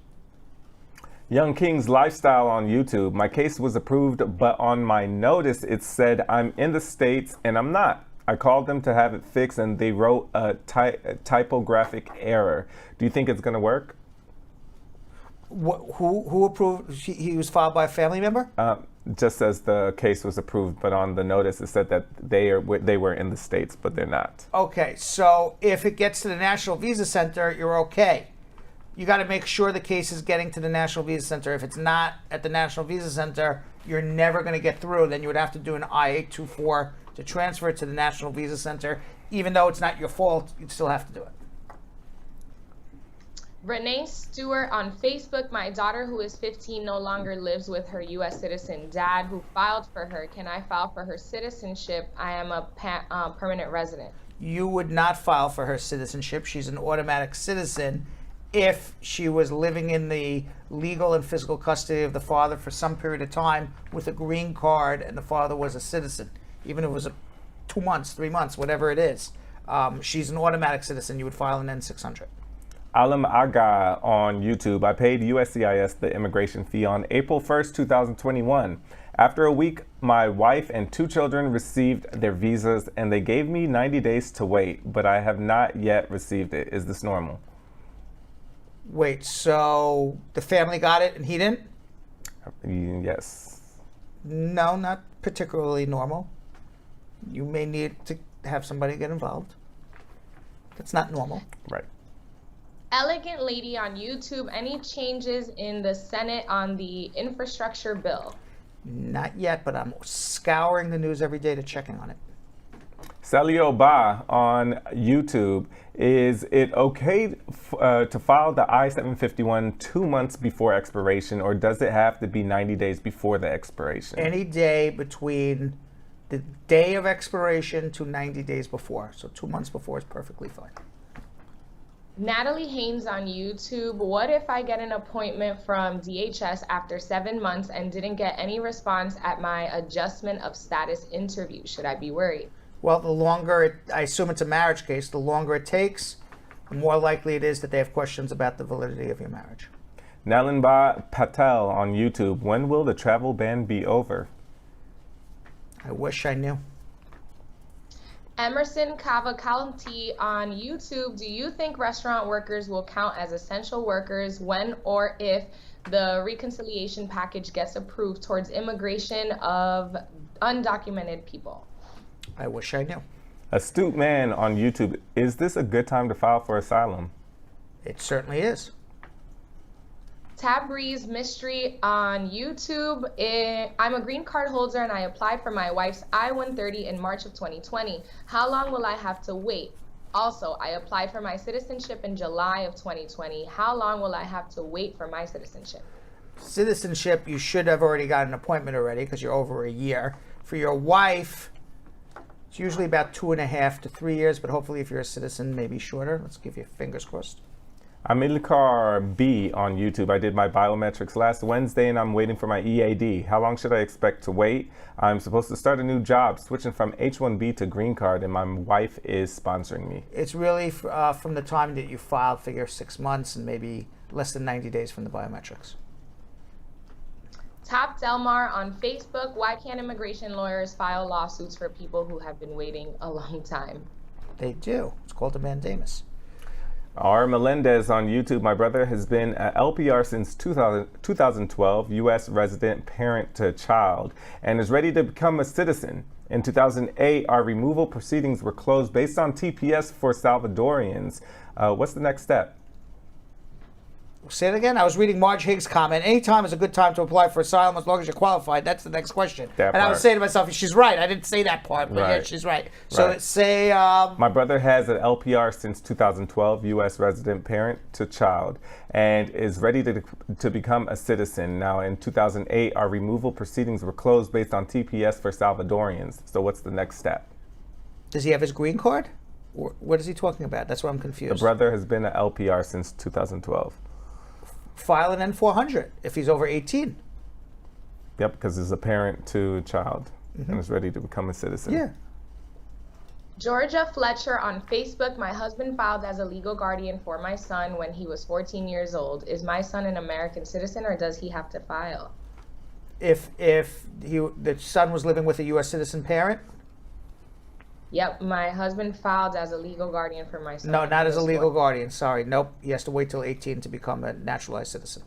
Keanu on YouTube. If someone's visa was revoked at the border for being inadmissible, does it mean the kid's B1, B2 is automatically revoked too without the child being there? Doesn't mean it, but probably is going to happen anyway, just as a matter of course. 2 more, Vanessa. Joan Wallace on YouTube. I have been here for 4 years. What can I do to get a green card? Not sure what their status is, but what can they do to get a green card? Go see a lawyer. Start there. Okay, and Stargirl Mika, last one. Facebook saying USCIS National Benefits Center received my EAD renewal on May 4th. Vermont received my AP renewal on May 17th and already approved my AP on June 23rd, but my EAD is only saying fingerprints were added to my case. Why is the National Benefits Center taking so long to renew my EAD? I do have the extension around January 2022, but I'm just curious. Please don't ask the Magic 8 Ball. I'm not asking the Magic 8 Ball, but it's taking it's supposed to be 90 days. But since COVID began and with Trump cutting back, they had such a huge backlog of cases, they're taking closer to 6 months now to renew work permits, unfortunately. Cool. All right, so Priya Sridhar, she's the host of NBC7 San Diego's Sunday news show, Politically Speaking, as well as an officer in the United States Navy Reserve. We had a great discussion about her career as a journalist in the military and what being a first-generation Indian American means to her. Let's watch. Priya Sridhar is the host of NBC7 San Diego's Sunday news show, Politically Speaking. Throughout her career, Priya has worked as a political, investigative, and general assignment reporter, both nationally and internationally. She was the bureau chief for Russian television news in New Delhi, India. Priya is also an officer in the United States Navy Reserve and serves on the board of directors for military veterans and journalism. She is also co-president of the San Diego chapter of the Asian American Journalists Association. She joins me today to discuss her journalism and military career, her experience as an Indian American living and working in India, and her thoughts on immigration and other current news events. Thank you, Priya, for coming on. I really, really appreciate it. Thanks for having me. My pleasure. So you are in San Diego, but you are of Indian heritage. You want to share with us your family's immigration story? Yeah, so my parents actually met in Boston. So it's unlike a lot of Indian Americans who were born in the 80s. There was a big wave of Indian immigrants that came to the United States in the 70s. A lot of them came on like H-1B visas. So they were, considered the highly skilled immigrants. My dad got an engineering degree from IIT, which most people in India are familiar with that school. I like to call it the MIT on steroids, basically, but it's a very prestigious school. He came out here and got his master's at RPI. And then my mom came out here because she had two of her sisters were here in the United States. And then they ended up meeting in Boston. You yourself were born in the United States of America. Yeah, I was born in Boston, and my parents are from two different parts of India, which is pretty unusual. A lot of people that are my parents, generation, they had arranged marriages, but my parents had what they call a love marriage. So my mom's from northern India and my dad's from southern India. So they don't actually speak any Indian languages because India has over 30 languages. Almost each state in the country has its own language. And they're also two different religions, which is also pretty unusual. Yeah, do you know how long it took them to get sponsored in a job to get a green card? You know what? It's sort of sad and pathetic that I don't know the answer to that question, especially because I do cover immigration a lot, for stories. But I think probably like a lot of other people, you sort of take your own family's story maybe a little bit for granted. On my dad's side of the family, there was 3 boys and 1 girl, and one was a doctor, one was an engineer, my dad. So they all had the traditional Indian occupations and they all came over here one by one. But I know that some of the extended family, it was much more difficult, and there were a lot of basically family separations where one person could get to the US and then the rest of the family was still stuck in India. So to this day, that's been a challenge where like not my entire extended family is over here. On my mom's side, it was the exact opposite. She had 9 sisters and 1 brother, and only 3 of them ended up in the US and the rest were all back in India. Probably back in the 80s, my guess is that it was maybe a year or 2 years you were here on an H-1B, and it was a much more simple process to get a labor application. And the reason why I asked that question is now because similar people from India with similar degrees in IT background who got sponsored on H-1B visas, some of them could be waiting 20 or 25 years for a green card. And the reason is because they're on H-1B visas and they're kind of stuck in those jobs until ultimately they can get a green card. And the backlog is so humongous. That's one of the things, hopefully, that Congress and Joe Biden will change if there is an immigration reform. I mean, it's pretty crazy to think about just because it makes me feel so lucky because it is almost like a lottery. And I mean, they literally use the word lottery sometimes with these visas. Certain decisions that people make in life change the trajectory, not only of their lives, but of all of their future family lives. I think about it a lot, to be honest, and it was one of the main reasons that I joined the military because I felt like a need to give back to the United States because I know I'm very well aware, and I think that's one unique thing about first-generation Americans is our parents sort of are constantly telling us how lucky we are and how we have so many resources in this country, and sometimes it's like a lot of pressure. I'm sure there are a lot of other kids of Indian immigrants who might be able to relate to that, but I don't necessarily think that it's overall a bad pressure because it makes you want to take advantage of those opportunities. And it's a constant reminder that you don't want to squander them. You're living in San Diego now and you're reporting on the news for NBC. When is your show? It usually airs after Meet the Press on Sundays. As many of you know who watch Sunday news, it's a lot of political shows on every network. So we have sort of a localized one where I cover Southern California politics. So what kind of stories have you been covering these days? I mean, this has been such an interesting year to cover politics because I think for the first time, a lot of people think politics is something that's, very far away from them. It's something that doesn't concern me. The pandemic, that really went out the window. I mean, for the very first time, who was in charge of your local government and who represented you dictated whether you could go get your hair cut, go to the gym, go get your nails done, go get on an airplane, you know? So it was really fascinating because when this all happened, California went straight into lockdown mode and we all were sitting at home. You guys might remember it on the national news. Governor Newsom declares a shutdown. So, you know, what's funny is the TVs went through the roof because everyone was sitting, turning their TVs on, trying to figure out what the heck was going on. So on a daily basis, our local county officials were giving briefings to the public and to the media. And it was our job to take all of that information and let people know. And then, you know, as we went through the course of the pandemic, people wanted to know, where can I get tested? What's the ICU capacity of my local hospitals? And then of course it was an election year. Then we saw historic turnout across the country because I think people felt really empowered that, hey, the people who we put in those positions, those people are making decisions that are going to impact my business, my livelihood, whether I can collect my unemployment checks, whether I'm going to get a stimulus check, whether my kids can go to school and, you know, get in-person instruction, all of those things. And so, yeah, you saw historic turnout at the polls. And then, of course, we saw the insurrection in January, and we saw a lot of discussions about voting rights, whether or not there needs to be a mass reform of the electoral process here in the United States. So, I mean, what a year to cover politics. Everything was political, in my opinion. And it was crazy to me how much a public health crisis that should have been based on science, you would think, became politicized. And it was used as a political tool for people who were campaigning for their offices, you know? So let's talk a little bit about your career path. Where did you go to school? I grew up in Massachusetts, right outside of Boston. I went to undergrad in Maine, the state of Maine. It was a small liberal arts school called Bowdoin College.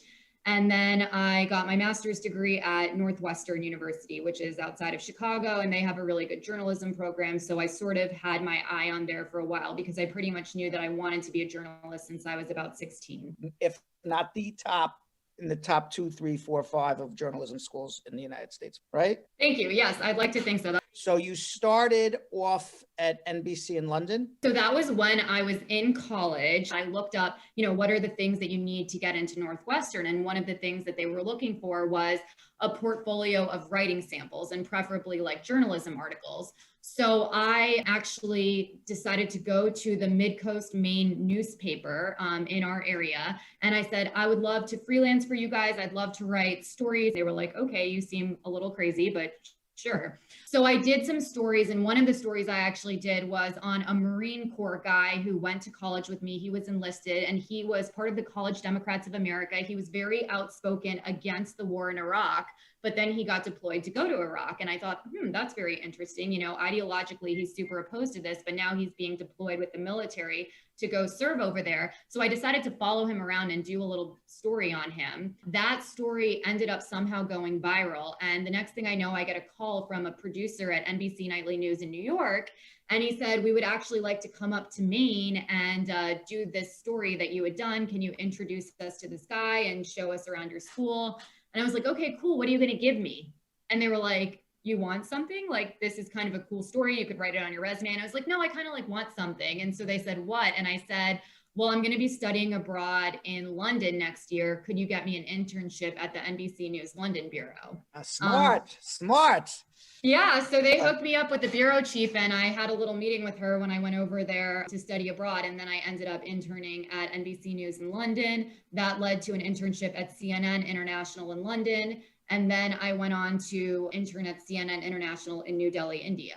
It was definitely a great experience, but I also felt like the reporting that was happening from that region was just very much scratching the surface. And a lot of the stories that I was seeing that were being aired, obviously, to Western audiences were a lot of the stereotypical things that people probably think of when they think of India, that, you know, there's 30% of the population that lives on less than $1 a day. Oh, they have a huge IT sector here. But I was just like, I feel like there's so much more that potentially could be done here. Later on in my career, I went back to India and I was the bureau chief for South Asia for RT, which is a Russia Today. It's an English language Russian television channel. What was it like as an American of Indian descent working in India? Were you treated differently? Were you treated the same? I looked like I fit in because, you know, I am Indian. I'm of Indian origin. So when we would go places like sightseeing, they would have the local fee to get into the site and then the tourist fee. So I would always try to just not open my mouth so that I could pay the local fee. But they can almost tell by the way that you carry yourself. And like my dad has even said when he goes back to India, having lived now in the United States for almost like 40 years, that they can sense that he's like not an Indian anymore. How is an American of Indian descent carry themselves differently than an Indian who is native to India? You know, I lived there for 2 years. So little things in the beginning that were like very jarring to me, like the traffic and like it would take you a really long time to cross the street because you were like looking for that perfect opportunity when there's no traffic, which is like, that is not a thing that actually happens. So then, I mean, the longer I was there, the more I just started darting through traffic like a regular person that lives there. And I wasn't necessarily like paying attention to the cow that was right next to me or the people. You just sort of, everything becomes part of the surroundings and you're not just so culture shocked anymore. So I think it's that, like, they just sort of can tell that you look a little bit lost when you're seeing, it's like sensory overload when you first land. But then the longer you're there, I mean, I remember I had complete reverse culture shock after living there for 2 years, coming back to the United States. I thought everything was so quiet and weird. And the silence almost was like scary to me. Like I was just so used to there constantly being noise all the time. So but yeah, I mean, working in India as an Indian person, so we had little things that the Indian government gave us called PIO cards, person of Indian origin cards. And you would get those if you were the child of a parent, Indian immigrants, essentially. So a lot of my friends were Indian Australians, Indian Brits, Indian Americans, and we were like the Indian diaspora that came back to India. And so, you know, I was telling someone recently, like we were met with a lot of broad spectrum of reactions from people. Like some people thought, oh, they're finding their roots. That's so hippie and cute. And like, look at them trying to discover their heritage. And that's lovely. There were other people who were like, listen, you know, your parents abandoned this country for why are you back here? And a lot of them felt very proud of all the progress that India was making. So they almost felt proud that, wow, even Americans are wanting to come back here now because this country has it going on, you know? But a lot of them said, you know, hey, you left when times were tough and now you want to get in on the action now that everything's looking good. So, and people would laugh at our accents, especially because I didn't know Hindi. So I tried to go to Hindi school and learn Hindi. And whenever I would speak in broken Hindi, people would find it hysterical. Whereas a lot of my, you know, white or Black American friends who were living in India, if they tried to speak in Hindi, it was like, oh my God, well done. That was so nice. But when I would try, it was like, wow, that is the funniest thing I've ever seen. So. And then, you know, it was also interesting because the India that my parents described from their memories growing up, like in the 70s and stuff, it had changed dramatically. Like they were like, you know, don't go to parties, don't talk to boys. That's very looked down upon. You can't just like act like an American over there. But things had changed dramatically in the decades that they had been in the United States. And India, I mean, there were bars, coffee shops, little boutiques everywhere. People would go to the movies. I mean, it felt like just living in any sort of big cosmopolitan international city. All right, so tomorrow we're going to hear my second half of my interview with Priya and her experience working overseas and her path eventually to the military. All right, Vanessa. All right, Yo-Yo. We got 9 questions, 50 seconds. We've been on a roll. 2 weeks straight. We maybe took a few days off and we forgot what to do. Hopefully not. Finally getting, you know, I haven't burned any hair off my body in 2 weeks now. Thank God. It's finally all growing back. Maybe soon I'll have a full head of hair like Yo-Yo. Let's keep it like that. All right, let's go. How long will it take a citizen to bring their brother to the U.S.? Over 10 years. What's the fastest way for a citizen to bring their spouse to the U.S.? I-130 and then a K3. Is a parole visa eligible for status change? Yes. Is it possible to expedite the process of bringing siblings to the U.S.? You can't expedite it, but unless the priority date's current. Can I apply for someone else's visitor's visa? No, that person applies for their own visitor's visa. Can a U.S. citizen living in Canada sponsor his mom? Yes, but they would have to come back to the United States to live in the United States together. Do I need to notify Social Security upon getting a green card? You can take the little emblem that says not for work, only with work authorization off. How long does I-751 approval take? 2 years. Can a U.S. citizen apply for a stepmom? Yes. Damn. My heart. We got it, man. Yeah, that. We had it. Because you were giving some long answers. Well, I knew how long the I-751 would come back again, because I haven't answered that one in a very, very long time. Man. Benito. You ready? Yes. Yeah. Ready for this? How long will an I-751 take? TikTok. Oh, what I do? Oh, what do you have to do? What do you have to do? Clap. What do you have to do? You have to clap before you point up. No, there it is. There, you got the clap. See, I told you she would know. Yeah. Before I was. Yo-Yo was telling me to do one, and Vanessa was like, "Don't do it. Don't do it. Don't do it." Everybody in the comments, if you want to see Brad dancing on TikTok, let us know. No, I did it wrong again. All right. Last time. You ready?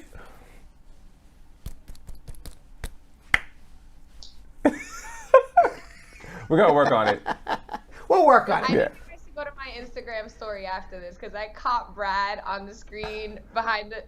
It's great. I tagged you, Brad. Feel free to repost. Feel free to not repost. Why I oughta? All right. Comments of the day.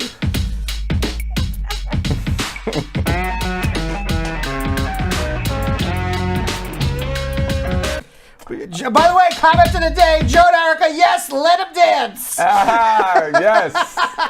Thank you. Oh, we're gonna let him. I just gotta make sure he gets it right. That part. All right, y'all. First comment of the day.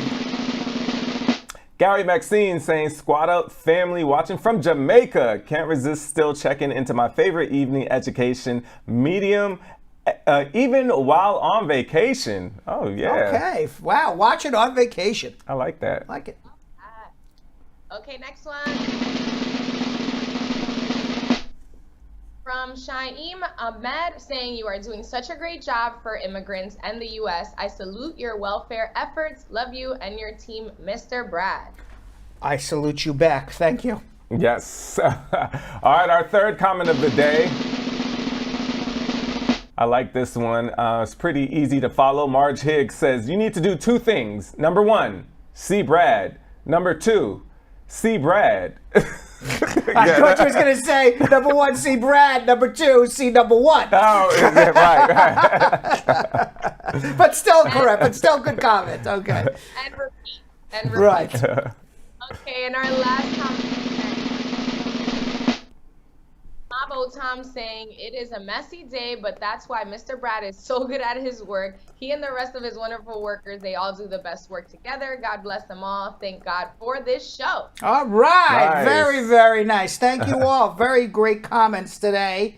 We're going to all see you tomorrow, God willing. We're going to sip some Tuesday tea together. Yeah. I don't know if we're going to get mint or raspberry or green or chamomile or Earl Grey. Who knows? There's so many different teas they could choose from. Surprise. Of course, they would give us back the same one again and again. Why not? We'll find out tomorrow. Thanks for watching. So, Sam, as part of the production, we have to say this disclaimer at the end of the show. Do you mind reading it for me? Okay, but you know, Brad, I have to do everything around here. It's bad enough I've got to remember everything that happened on the episode from the previous day. Forget it. I'll do it.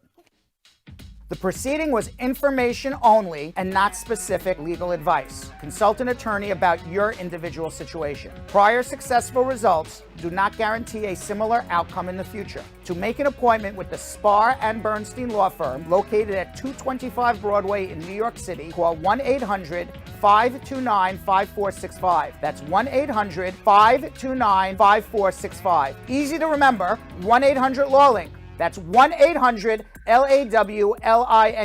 Once again, make a call to 1-800-529-5465. And of course, link up with the law offices of Spar and Bernstein, located at 225 Broadway on the 5th floor. If I were you out there, make the call, make the link, make the connection, make it Spar and Bernstein. 1-800-LAWLINK. That's 1-800-529-5465. And now, conveniently conveniently located in Hartford, Connecticut on 1 Congress Street. Visit us in Connecticut or in New York at 225 Broadway. That's 1-800-529-5465. 1-800-LAW-LINK. 1-800-529-5465.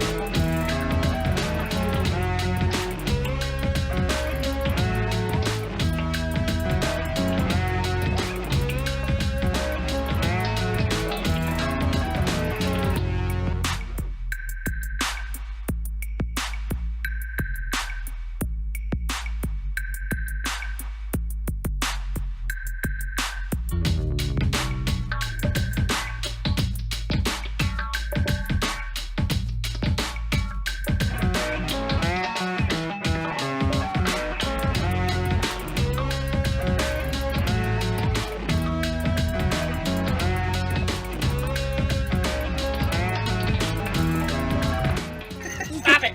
Stop it! Stop it! What are you doing?